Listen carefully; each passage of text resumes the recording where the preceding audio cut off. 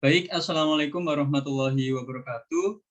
Perkenalkan, kami dari kelompok 2 akan mempresentasikan laporan akhir proyek statistika kami menggunakan metode uji ANOVA.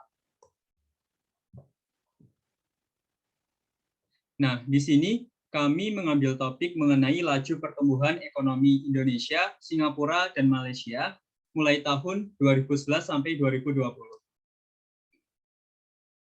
Perkenalkan anggota kelompok 2, yang pertama ada Putri Junita Sari, yang kedua ada saya sendiri Astandi Dinurian, ada Chani Adelia, ada Muhammad Thorik Badru, dan ada Ahmad Rifki. Baik, yang pertama adalah tujuan proyek kami. Kelompok kami menggunakan metode uji ANOVA, sebagaimana uji ini digunakan untuk mengetahui perbandingan rata-rata dari 3 kelompok. Dalam analisis ini, kita akan melihat ragam perbandingan dari sampel yang kita ambil sebagai topik. Dalam analisis ini, tujuan penelitian kami yaitu untuk mengetahui ada atau tidaknya perbedaan rata-rata di antara 3 sampel berupa laju pertumbuhan ekonomi negara Indonesia, Singapura, dan Malaysia pada tahun 2011 sampai 2020. Next.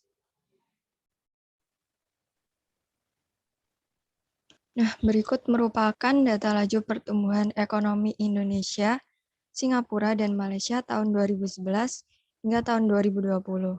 Next.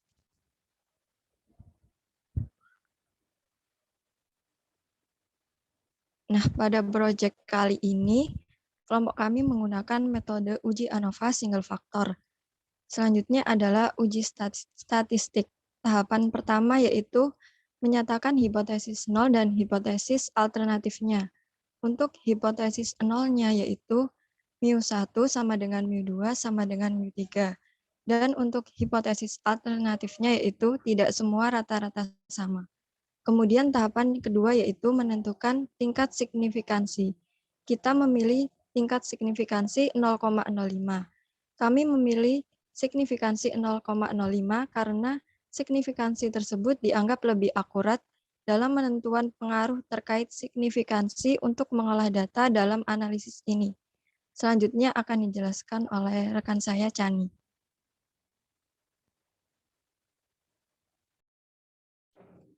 Baik, selanjutnya pada tahapan ketiga ini menentukan statistik ujinya, statistik mengikuti distribusi F.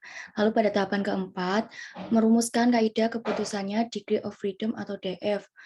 Pembilangnya terdapat K-1 sama dengan K sama dengan 3 minus 1 sama dengan 2. Lalu penyebutnya sama dengan N minus K sama dengan 30 dikurangi 3 sama dengan 27. Lalu nilai F-nya terdapat 3.354. Dan menolak H0 ya. H0 jika F lebih dari 3.354. Mungkin selanjutnya akan dijelaskan oleh rekan saya. Ini berikutnya adalah hasil dari uji ANOVA yang kita peroleh. Ada source of variation. Yang pertama adalah treatment dengan sum of squares 13.178 dengan degrees of freedom 2, mean square 6.586 dan frekuensi 0,7711. Lalu selanjutnya ada error dengan sum of squares 250,0617 dengan degrees of freedom 27, mean square 9.262. Dan yang terakhir ada sum of squares 263,2345 dengan degrees of freedom 29. Next.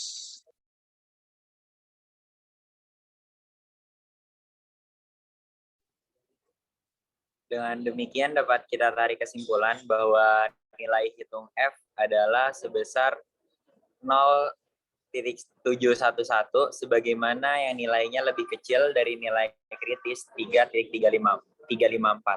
Maka hipotesis nolnya akan diterima. Dari analisis ini juga dapat kita ketahui bahwa rata-rata PDB growth tertinggi dari 3 negara, yakni Indonesia, Singapura, dan Malaysia, adalah diraih oleh negara Indonesia dan disusul oleh Malaysia dan Singapura menempati posisi terakhir. Next.